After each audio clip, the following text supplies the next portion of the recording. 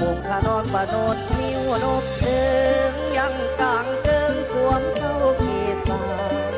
มโนไม่มาใส่หมายว่า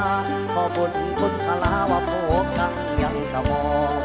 ให้ถึงว่ามีสุขติงยังดีอีกถึงที่พันนีละพานนั้นขอนาเอาต้นแต่งตั้งดอกดวงมาลาเอาสิ่งเอกกิ่งขาของมาไหวเธอพระใส่องค์เลิงเลิงลำคำคอพระใส่ห้องเฮืองสองฟังโคพระใส่ยังโบนังสร้างเสริมทรงโยมสองฟังโคให้ซ้ำแผ่นดินเดียวพระใส่สัมภธรรมเหนียวบนเที่ยวบ่วางฟ้า